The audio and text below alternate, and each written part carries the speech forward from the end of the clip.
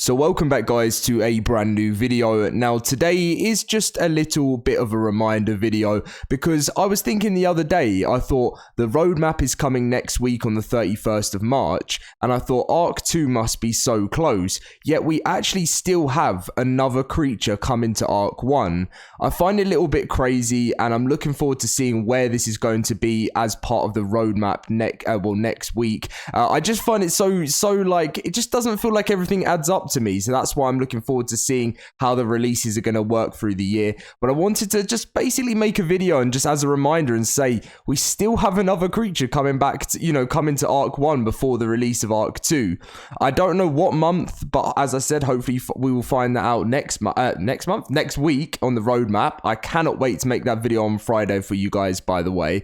But this is just a reminder of things to expect from the new creature with ARK, the giant insect. The questions are, is it going to stay the same as it was before, like from the voting? I know things change and stuff because Wildcard can't implement everything the like sort of first submission was put as, but is it actually going to be the Sky Giga to end off ARK 1? That is the biggest question I've been asking for a long time. A lot of people have been messaging me recently saying, Dom, is there actually another creature coming? I'm like, yeah, it just hasn't been, like, Wildcard just don't tend to talk about it that much. I mean, it was like a month or so ago where they announced it was coming, but just obviously not much, what's the word for it? Advertisement and stuff. Like no one who sort of doesn't really look at ARK news and stuff. This will just become a part of an update that people play and they don't even realize it's coming. So so take obviously listening to the new video, the after bit of this video, and tell me some of the bits you guys would want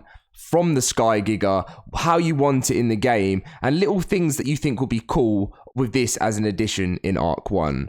Thank you for watching, guys. Smash that like button, subscribe if you're new to the channel, and I'll see you guys in my next video, which, to be honest, I'm just so excited for next Friday, the 31st. Do not miss it. The roadmap is coming. This is when they actually first announced it, when they said they were going to be doing a roadmap across all iterations of the ARK franchise, and it's coming on the 31st of March. Enjoy the rest of the video, guys, and let me know in the comments what you want from ARK's new creature. This is the oldest known insect, so it's biology and its design. So it's one of the oldest insects known for modern science, and most of it's still a mystery. So I made a deep research in order to adapt it properly. Its head is based on the most famous fossil of it, as you can see there. I merged different modern insects and heavy inspiration from the fossil shape to get a scary look. And then, we should just be able to go through it like this. It's yet unknown if it was an insect or a myriapod, but as the oldest ancestor for both, I decided to add features from both to its design. So several body segments from the okay, just Dom, just give up. And also the insect type look. Its wings are based on the Caligos wings, which uses owl eyes as a form from of a mini cry to look dangerous. As you noticed, if you have explored the ARK's oceans, they're like the giant squid eyes. Besides a cool visual feature, it's also an important part of skill we will explain later. As you can see there. In the lower body, I added an amber looking glowing part. This is probably the most sci-fi or fantasy feature of the concept, but I believe it's a great reference to the previous fossil and to Jurassic Park amber mosquito, to deplete the fact that this was arguably the first insect ever. It's also important for some skills we will explain later. I love rideable insects like mantis and alpha pleura. Anyway, I'd love to see a flying rideable insect in the game. So even if the real one was way smaller, I decided to do it really big to make it both cool and ride and a threat to fight. As you can see the size of it there. I actually think this would be frightening in the game if you're someone that doesn't like insects, for sure. So skills, anti-water mount. It's not clear if it was a flyer, earth, or water insect. It could have even been the missing link for insects from water creatures into earth ones. For this, it will be a flyer capable of going underwater without ejecting its rider nor losing any speed. Its speed, both flying and swimming, is exactly the same, and it's in the middle of its and it's in the middle of a flying wyvern and a diving manor.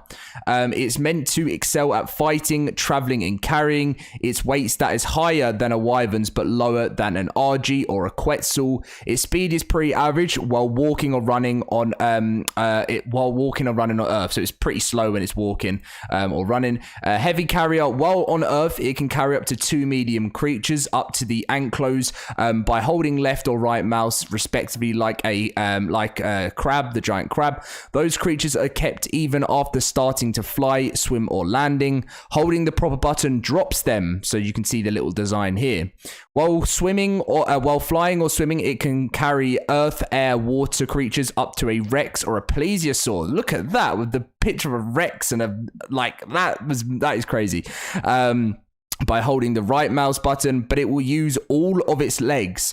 That creature is dropped if you land. Drop the grabbed creature by holding right mouse button again. In both cases, creatures won't be dropped while changing between air or water, except water creatures will instantly die if you take them out of the water. So it's sort of battle cry, I'm guessing. So the eye spots in its wings resembling the it's pretty similar to what's its name? I can't actually remember. They're similar to something in ARK already, resembling a squid. Make it ignored by any other water creature unless attacked. This effect doesn't apply on Earth or air, but you can press C on Earth, flying or underwater while not carrying a creature to open and shake its wings while roaring to resemble a giant head and scare, and you can basically immobilize any creature in the area in front of you for 5 seconds. Scared creatures are immune for a few seconds to be scared again. It doesn't work on bosses. To mimic that's pretty cool. So you can basically camouflage. So to mimic a squid, both wild and tamed swim like a squid while carrying a creature or while not sprinting underwater. They use its wings as a head and its legs as tentacles. It doesn't have an oxygen stat. While sprinting underwater, they swim the same way they fly. It can't be grabbed by an actual squid, though. Okay, this sounding pretty OP, but I'm sure there's going to be some weaknesses.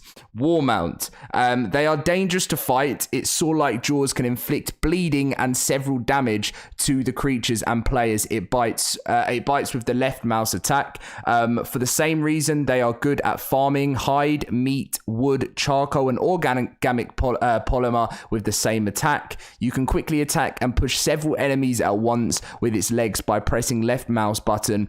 This attack is very weak and it can't be used while carrying a creature with all of the rhino's legs. I keep calling it the rhino, but anyway. You can use both jaws and leg attacks while on ground, air, and underwater. If carrying a creature with all of its legs while flying or swimming, you can use its left mouse button to make a better version of the jaw attack on the grabbed creature, which will receive even more damage. You can also try and pick up the rider of a creature directly with any of the grab attacks.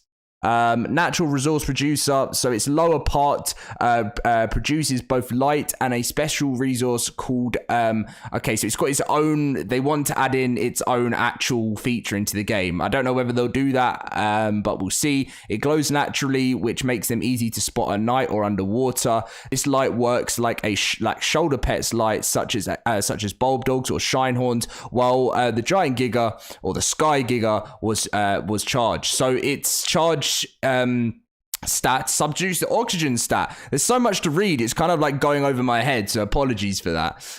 Its lower part produces this apparently at a decent rate in its inventory, which can be used instead of sap, honey, or maybe I'm not too sure in this part because I reckon that might, but I like the idea. I love this. This is one of my favorite ones, but that, I suppose the creator did actually say that they don't want everything they don't expect everything to be added in, and I doubt it, but I like the idea so far.